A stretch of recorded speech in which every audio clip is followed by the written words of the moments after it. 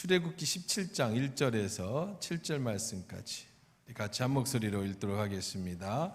출애굽기입니다. 17장 1절에서 7절 말씀까지 우리 함께 읽겠습니다. 시작. 이스라엘 자손의 온 회중이 여호와의 명령대로 신광야에서 떠나 그 노정대로 행하여 르비딤의 장막을 쳤으나 백성이 마실 물이 없는지라. 백성이 모세와 다투어 이르되 우리에게 물을 주어 마시게 하라. 모세가 그들에게 이르되 너희가 어찌하여 나와 다투느냐? 너희가 어찌하여 여호와를 시험하느냐? 거기서 백성이 목이 말라 물을 찾으매 그들이 모세에 대하여 원망하여 이르되 당신이 어찌하여 우리를 애굽에서 인도해 내어서 우리와 우리 자녀와 우리 가축이 목말라 죽게 하느냐? 모세가 여호와께 부르짖어 이르되 내가 이 백성에게 어떻게 하리이까? 그들이 조금 있으면 내게 돌을 던지겠나이다. 여호와께서 모세에게 이르시되 백성 앞을 지나서 이스라엘 장로들을 데리고 나일강을 치던 내 지팡이를 손에 잡고 가라. 내가 호렙산에 있는 그 반석 위 거기서 내 앞에 서리니 너는 그 반석을 치라. 그것에서 물이 나오리니 백성이 마시리라. 모세가 이스라엘 장로들의 목전에서 그대로 행하니라. 그가 그곳 이름을 마사 또는 무리바라 불렀으니 이는 이스라엘 자손이 다투었으며 또는 그들이 여호와를 시험하여 이르기를 여호와께서 우리 중에 계신가 안 계신가 하였음이더라. 아멘. 하나님 말씀이었습니다. 좋으신 하나님, 이제 말씀 들을 때에 주의 음성으로 들려지는 은혜의 시간 되게 주님 축복해 주옵소서. 예수님의 이름으로 기도합니다. 아멘. 이제 요한복음의 강해가 마쳐졌습니다. 횟수로 147회, 147편 강해 선교를 했어요. 년수로는 2019년 11월 1일 요한복음 강해를 시작으로 3년 10개월 동안 요한복음 강해를 마쳤습니다. 복음서의 징수라고 할 수 있는 요한복음, 예수 그리스도의 가장 잘 변증한 복음서라고 하는 요한복음을 우리 하나님이 그 말씀을 통해 예수 그리스도가 누구신지, 하나님의 나라와 우리 신앙의 본질이 무엇인지에 대해서 긴 시간 동안 함께 말씀을 나눴습니다. 요한복음을 마치고 이제 어떤 말씀으로 강해 설교를 해야 될까 마치기 전부터 계속 한 1년 전부터 그런 기도를 해왔습니다. 많은 시간을 기도하면서 생각해 봅니다. 하나님, 다음으로 어떤 복음서나 어떤 말씀으로 강해를 해야 될까요? 그래서 제 마음에 주신 감동이 우리가 요한복음을 통해서 예수 그리스도를 배웠고 그의 나라와 그의 영광과 십자가의 도를 깨달았다면 이 복음이 어떻게 우리의 삶에서 능력으로 나타날 수 있는지, 이 복음이 어떻게 세상에 나가서 그들을 변화시킬 수 있는지를 살펴본 사도행전 강해를 시작해 보려고 합니다. 그래서 사도행전을 강해를 하려고 해요. 소설이나 단편서 보면 단편 소설이 있죠. 또 장편 소설이 있습니다. 드라마도 보면 한 편 한 편씩 끊어지는 단막극이 있는가 하면 대하 드라마처럼 역사극이나 또는 장편 드라마가 있어요. 몇 백부씩 되는 그런 장편 드라마도 있습니다. 강해 설교는 이 장편 드라마나 장편 소설처럼 오랫동안 기도하고 처음부터 끝까지를 다 맥을 잡아서 준비해서 설교를 기획하는 설교입니다. 매주일 새로운 주제를 가지고 단편적으로 그 주위에 주시는 말씀을 받아서 하는 설교도 있습니다. 많은 목사님들이 또 그렇게 설교도 하십니다. 또 많은 분들은 저처럼 어떤 성경 한 본문을 잡아서 강해 설교를 하는 목사님들도 계시죠. 각자의 장점이 있어요. 단점도 있습니다. 매주 단편 설교를 하시는 분들의 장점은 뭐냐면 새로운 이슈, 지금 사회적인 문제들, 예를 들어서 최근에 이렇게 사람들이 정신적인 문제를 일으킨 사람들이 도심에 나와서 칼부림을 한다든지 아니면은 어떤 예고를 하죠. 내가 어떤 테러를 정할 거다. 이런 시대에 우리가 어떻게 발맞추어서 시대를 볼 건가?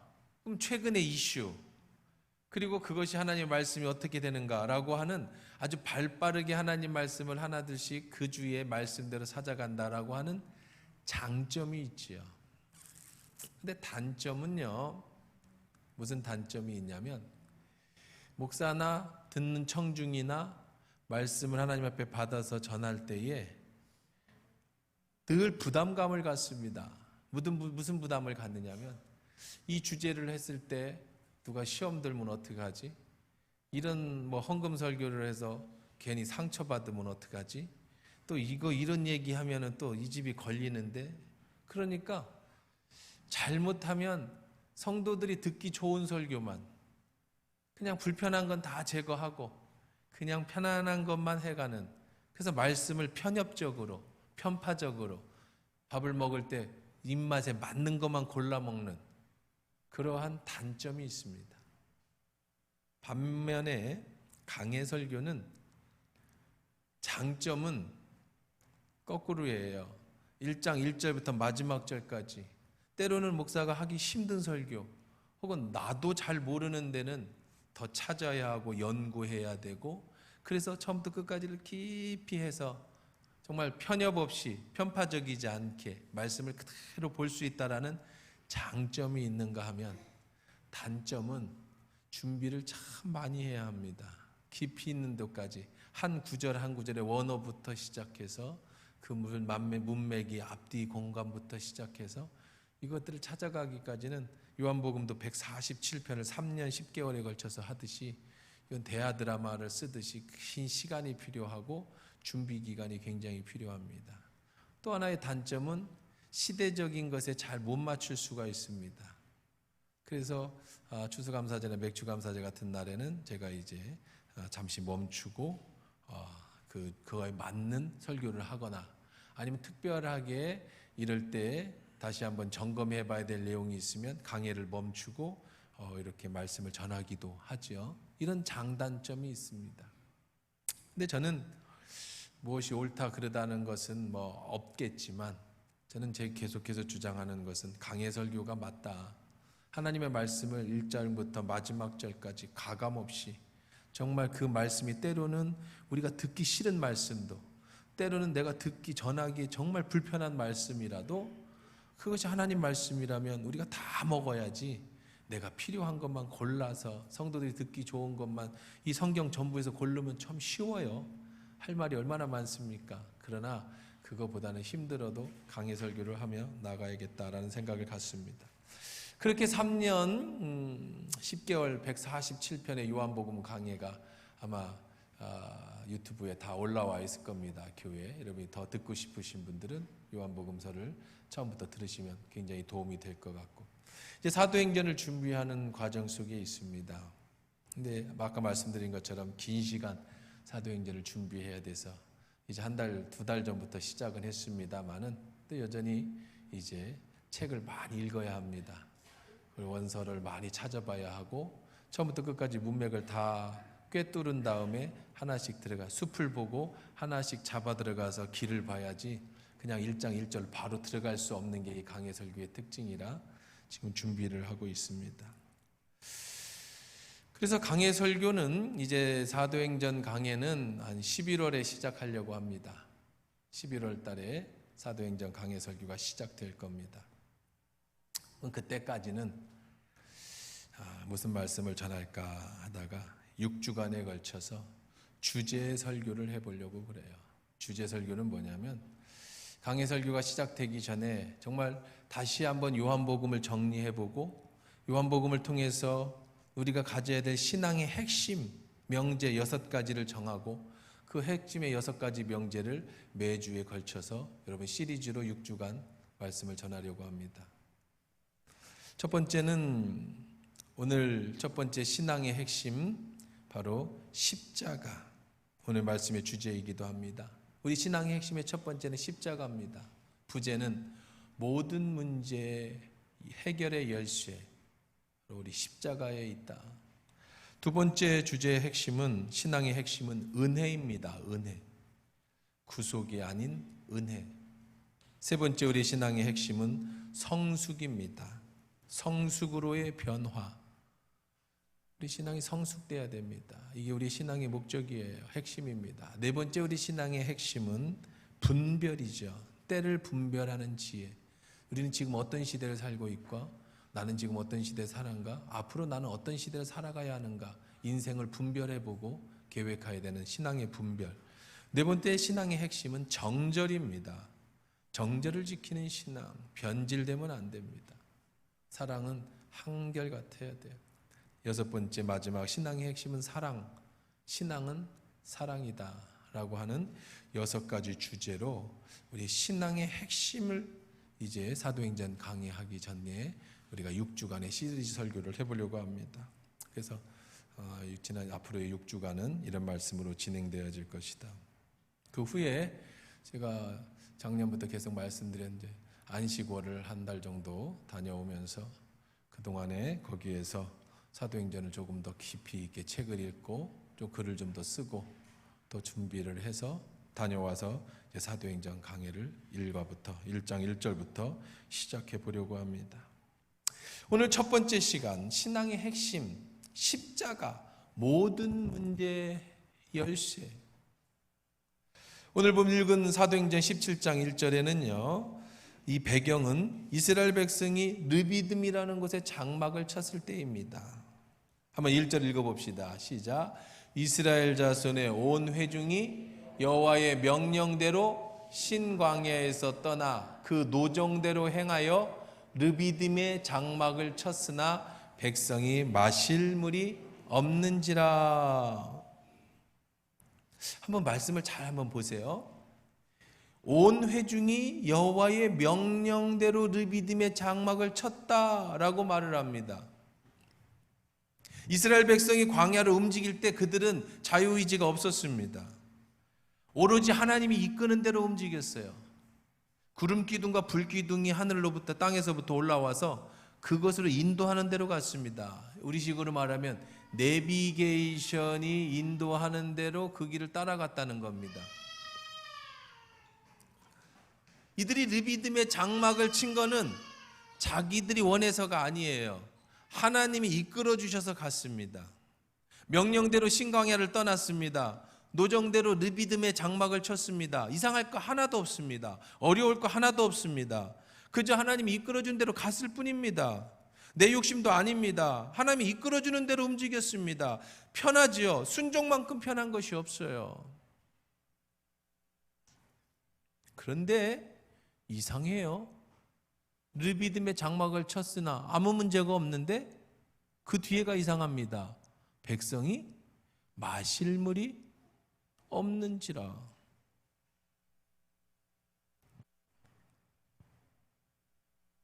하나님이 이끌어 주시는 대로 갔는데 왜 마실 물이 없어요?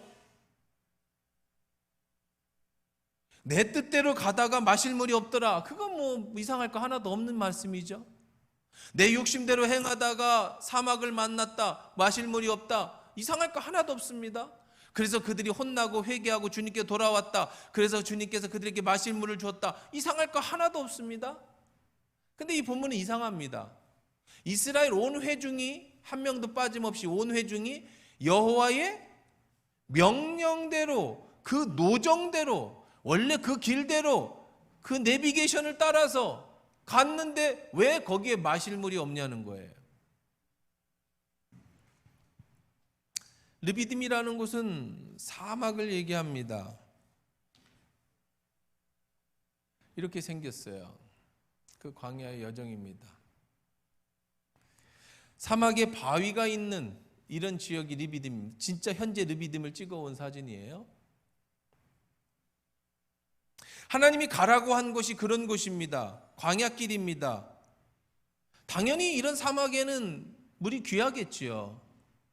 남성만 60만 명 총 털어서 200만 명이 움직여야 되는데 사막에서 제일 중요한 게 물입니다. 근데 물이 없는 곳으로 하나님이 인도하셨어요. 이들은 어떻게 했을까요? 이스라엘 백성은 모세를 원망합니다.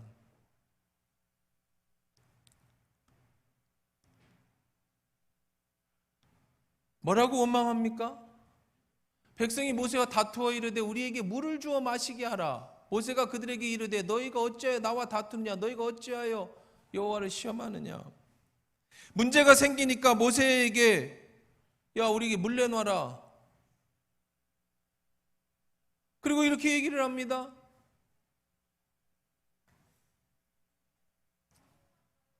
자, 우리가 읽읍시다. 3절입니다. 3절 읽을게요. 4절 말고 3절 시작. 거기서 백성이 목이 말라 물을 찾으매 그들이 모세에게 대하여 원망하여 이르되 당신이 어찌하여 우리를 애굽에서 인도해 내어서 우리를 우리 자녀와 우리 가축을 목말라 죽게 하느냐?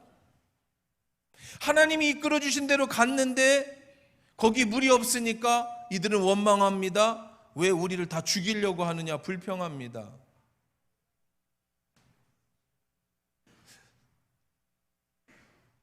사실 이건 처음 있는 일은 아니에요. 이들이 여기 오기 바로 전에 마라라는 곳도 들렸습니다. 거기도 역시 물 문제가 생겼습니다. 거기 물이 없었습니다.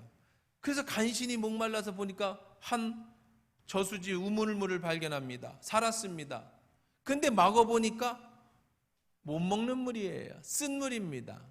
우리식으로 말하면 오염됐어요. 먹으면 죽어요. 똑같이 원망했습니다. 하나님은 모세에게 명령으로 한 나무를 지적하고 그 나무를 던지라고 했더니 그 오염된 물이 단물로 바뀌는 역사가 일어났습니다. 그들이 조금 걸어갔는데 이번에는 먹을 것이 없습니다. 하나님 앞에 기도했더니 하나님께서 만나를 내려주셨습니다. 그래서 그들이 배불리 먹었습니다. 농사 짓지도 않았는데 밀가루 떡이 하늘에서 떨어졌습니다. 말도 안 되는 기적이 일어났습니다. 조금 더 가니까 이번에는 고기가 먹고 싶습니다. 또 원망했습니다. 또 불평했습니다. 하나님이 그들에게 메추라기 떼를 보내서 그들에게 입에서 냄새가 나도록 메추라기 고기를 먹게 해줬습니다. 그리고 이제 지난 10개월의 여정입니다. 그리고 오늘 르비딤에 도착했습니다. 근데 역시 여기는 물이 없습니다. 그들은 또 원망을 합니다. 그런데 하나님이 보내셨는데 이들에게 어려움이 계속됩니다. 불기둥 구름기둥으로 인도하시는 대로 움직였을 뿐인데 여전히 그들에게는 고난이 계속됩니다. 우리가 이해할 수 없는 내용이죠. 아브라함에게 하나님이 나타나셨습니다. 아브라함아 고향을 떠나서 내가 지시한 땅으로 가라. 아브라함은 75세에 그 나이 늙어서 자기 고향을 벗어서 떠났습니다. 이건 지금 우리들이 전주를 떠나는 거하고는 차원이 다른 문제입니다. 그 당시에 고향을 떠난다는 건 이건 말도 안 되는 얘기입니다.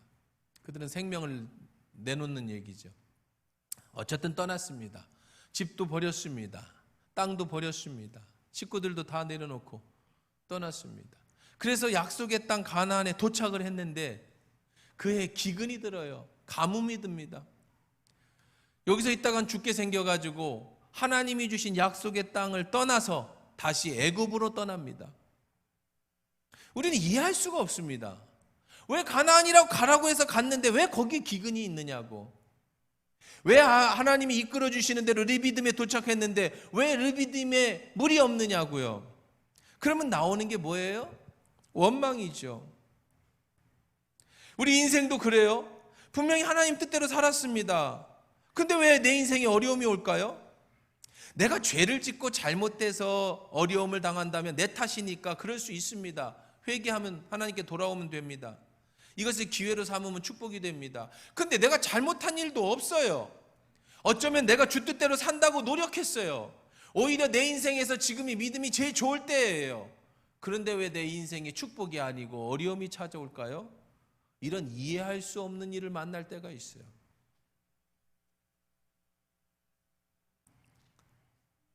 제가 목회를 한 교회에서 오래 하고 또 태어날 때부터 목회자 집안에서 태어나서 평생을 목회에 대한 생각을 가지고 살아오면서 한 가지 깨달은 게 있습니다.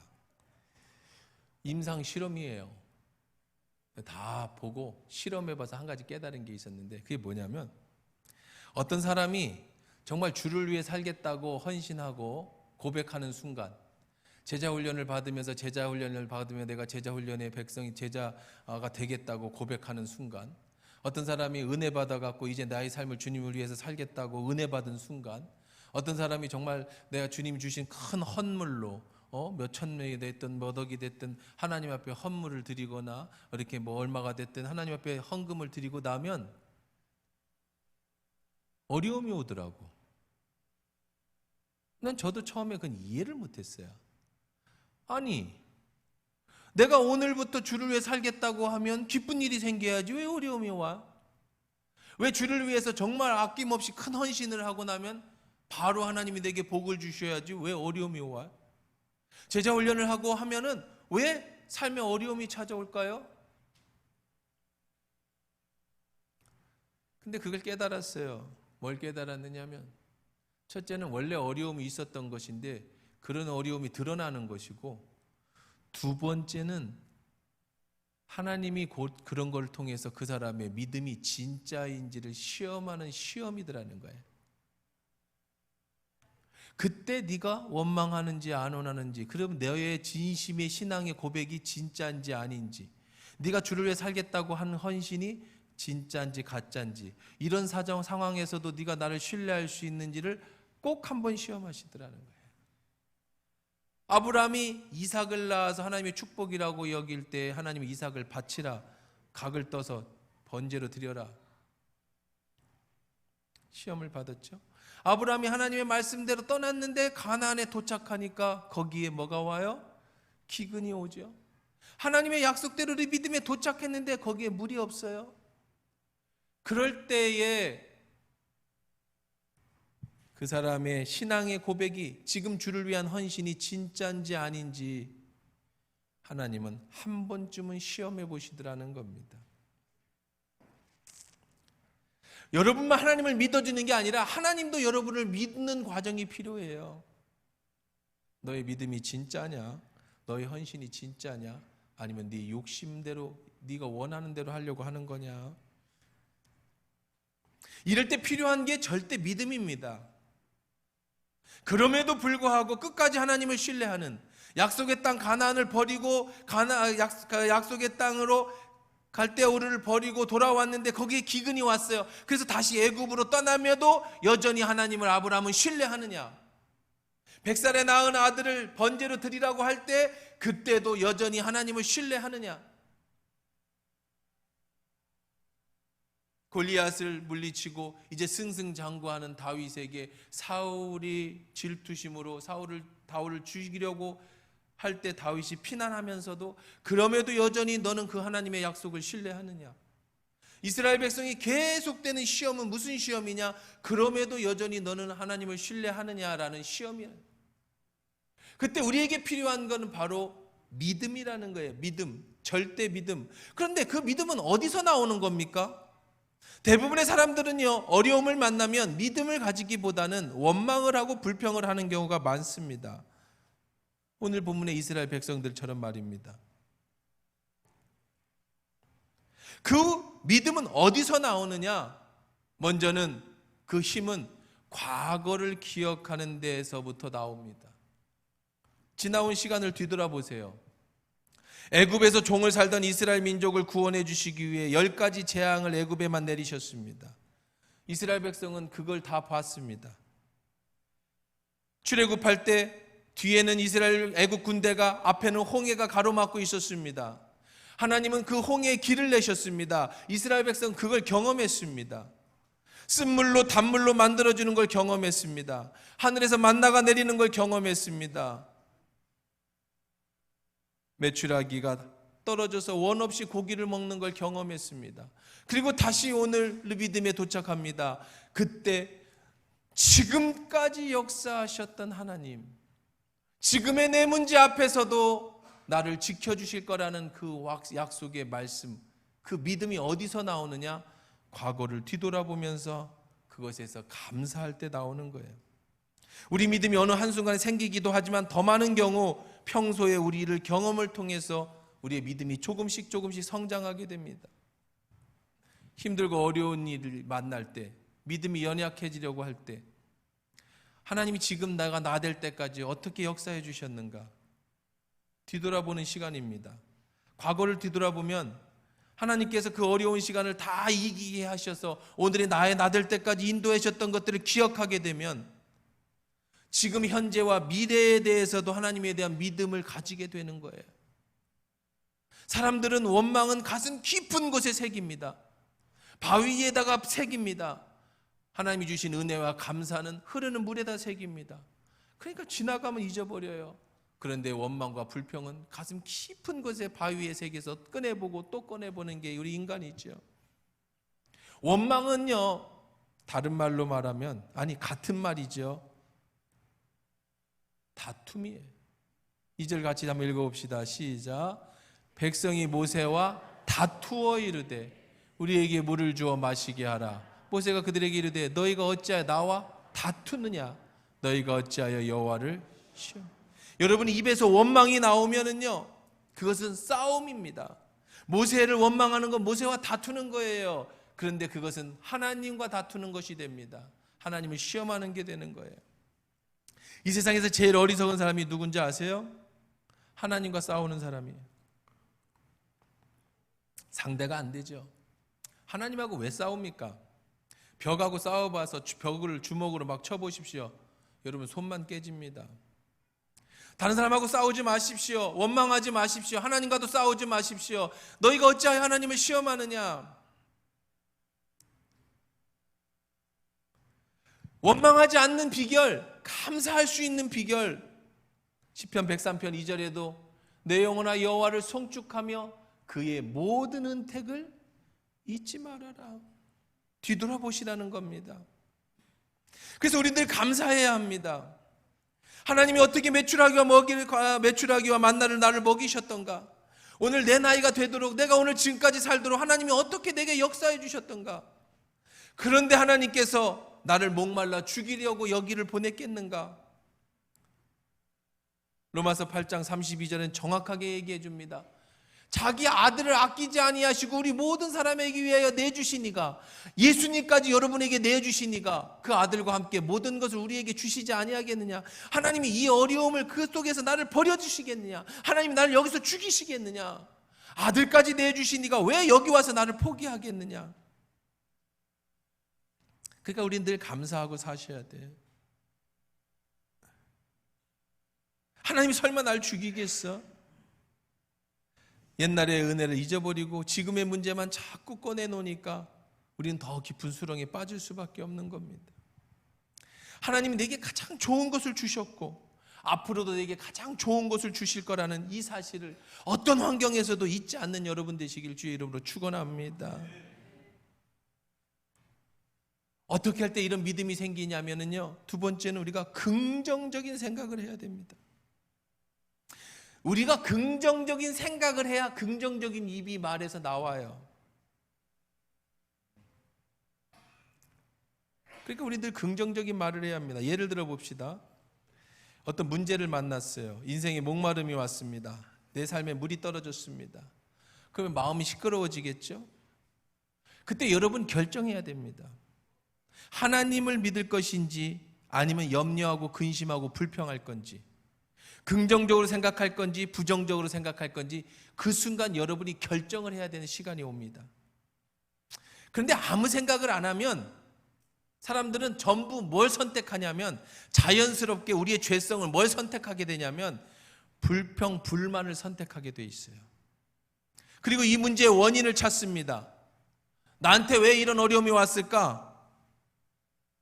그리고 그 원인을 누구에게 돌리냐면 다른 사람에게 돌립니다. 이게 불만이에요. 불평입니다. 결국은 성경은 그걸 다툼이라고 얘기하죠. 근데 누구하고 다투냐면 내가 가장 사랑하는 사람, 내가 가장 가까운 사람, 그 사람에게 원망합니다. 그 사람에게 이런 불평, 불만을 쏟아놓습니다. 왜 그런지 아세요? 만만하니까. 받아줄 것 같으니까. 저도 그래요. 목사님, 나도 가끔요 어떤 어려움이 생기거나 어떤 문제가 생기면 나도 모르게 내 마음 깊은 곳에서 누군가에 대해서 이 문제에 책임을 넘기고 싶은 생각이 듭니다. 주로 상대가 누구냐면 제 아내, 당신이 늦게 준비하니까 우리가 이런 어려움을 겪잖아. 빨리빨리 준비하고 나왔어야지. 당신이 이 길로 가자고 하니까 여기가 막히잖아. 저쪽 길로 갔어야 됐는데 내가 저리 가자 했는데 왜 이리 가자고 그랬어? 나도 모르게 어떤 문제를 만나면 크든 작든 누구에게인가 책임을 전가하고 싶고 누구 탓을 돌리고 싶은 마음이 내면에 있더라는 거예요.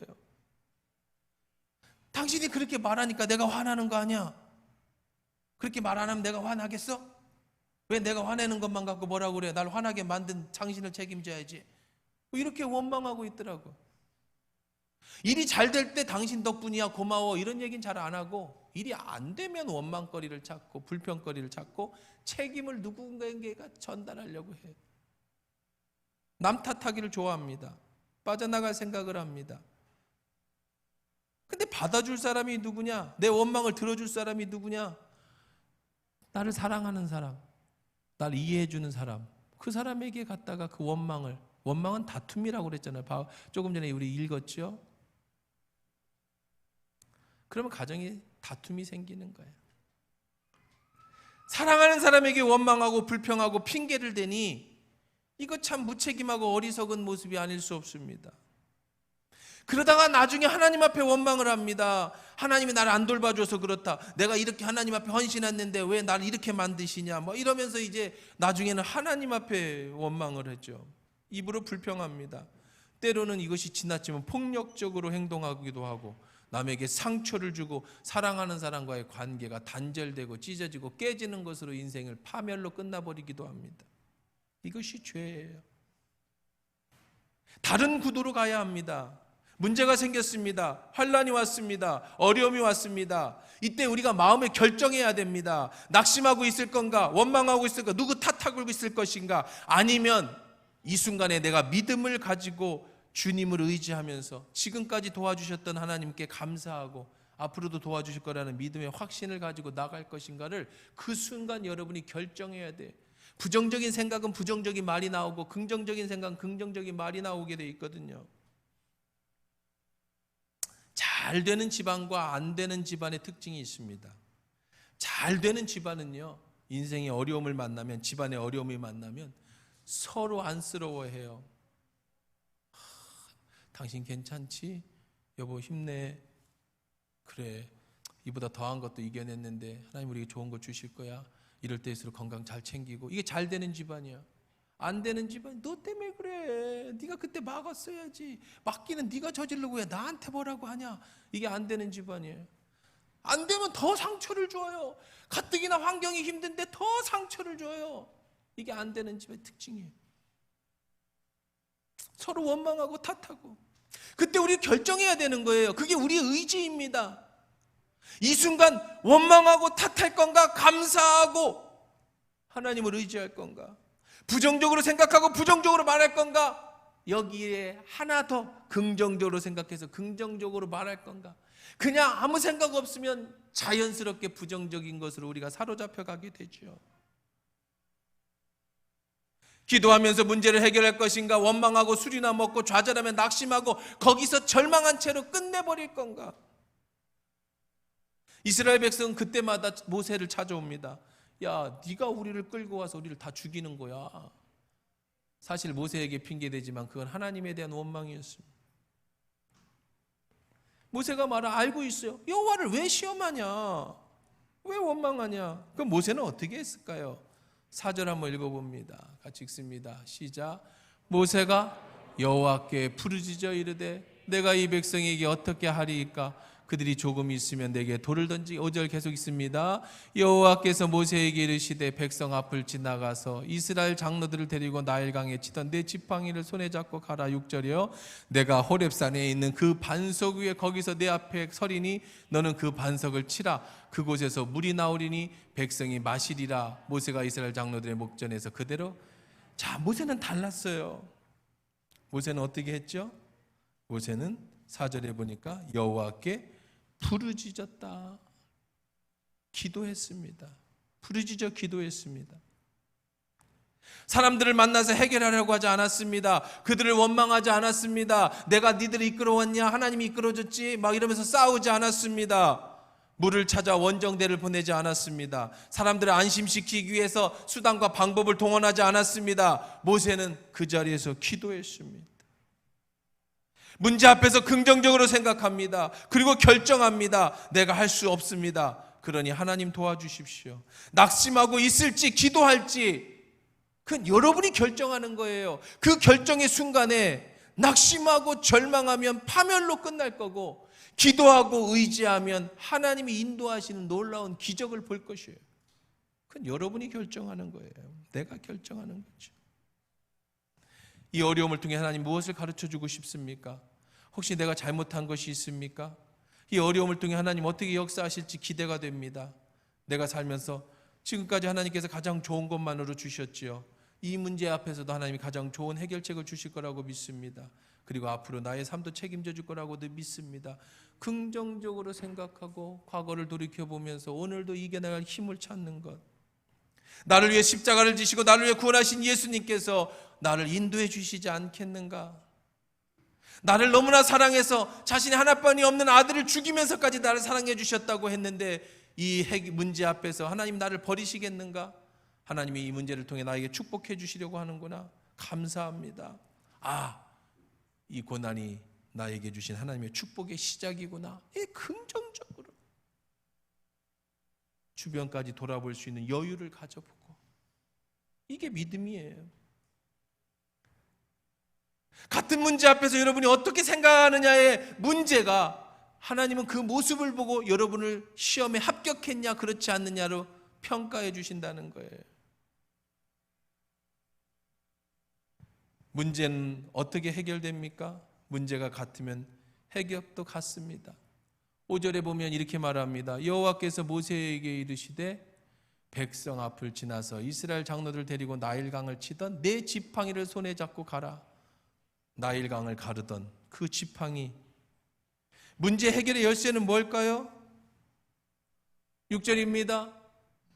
호렙산에서 그 반석 위에 거기서 내 옆에 서서 그 반석을 치라. 뭘로? 지팡이로. 거기서 뭐가 나올 것이다? 물이 나와요. 반석은 돌판을 얘기하는 거예요. 돌 밑에서 나오는 걸 뭐라고 그래요? 안반수. 모세가 그렇게 행했다. 그랬더니 정말로 그렇게 나왔다는 거예요. 문제 해결의 열쇠는 뭔지 아세요? 구약부터 지금까지 모든 문제의 열쇠는 하나는 단 하나입니다. 바로 예수 그리스도와 그의 십자가입니다. 그 나무는 뭘 상징해요? 모세의 지팡이는 뭘 상징해요? 마라의 쓴물에 던진 그 나무는 뭘 상징합니까? 홍해를 갈랐던 그 지팡이는 뭘 상징합니까? 이거는 누구나 의심할 바 없이 예수 그리스도의 십자가를 상징합니다. 십자가로 반석을 쳤습니다. 거기에 안반수가 터졌어요. 여러분의 인생에 어떤 문제가 있든지 예수의 십자가로 치십시오. 예수의 십자가의 보혈의 그 은혜와 능력을 의지하십시오. 그 지하 300m, 1000m 안속에는 샘물이 있는 거예요. 그걸 깨트릴 수 있는 힘은 예수 그리스도의 십자가의 은혜인 줄 믿습니다. 인생의 모든 문제의 키는 십자가에 있어요.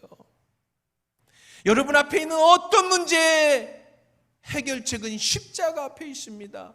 모세처럼 나오세요. 그리고 그분을 의지하십시오. 지금까지 인도하셨던 하나님, 그 광야의 길을 역사하셨던 하나님, 이번에 이 물이 없는 이 문제도 해결해 주십시오. 나는 예수의 십자가를 의지합니다. 기도하세요. 거기에 문제의 해결에 있어요. 원망하고 불평하고 다퉈봐야 거기에는 아무런 문제의 해결책이 없어요. 오히려 파멸만 있을 뿐입니다. 놀라운 비밀이 또 하나 있습니다. 바로 그 지팡이가 모세의 피라면, 자 보세요. 같이 요한복음 4장 14절 읽어봅니다. 시작. 내가 주는 물을 마시는 자는 영원히 목마르지 아니하리니 내가 주는 물은 그 속에서 영생아 솟아나는 샘물이 되리라. 자 그런데요, 시편 118편 여호와는 나의 반석이시요 나의 요새시요 나를 건지시는 이시요 나의 하나님이시요 내가 그 피할 나의 바위시요 나의 방패시요 나의 구원의 뿌리시요 나의 산성이다. 자 놀라운 입니다. 자 전에 자, 고린도전서 10장 4절입니다. 같이 읽어봅시다. 시작. 다 같은 신령한 음료를 마셨으니 이는 그들을 따르는 신령한 반석으로부터 마셨음에 반석은 곧 그리스도. 여기 놀라운 비밀이 있는데 반석도 예수 그리스도.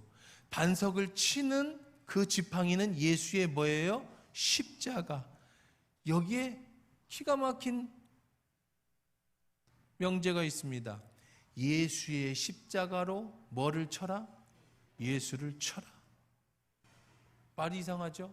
예수의 십자가로 반석이신 예수를 쳐라. 그러니 인생의 모든 문제의 핵심은 예수 그리스도와 그의 십자가밖에 없는 줄 믿습니다.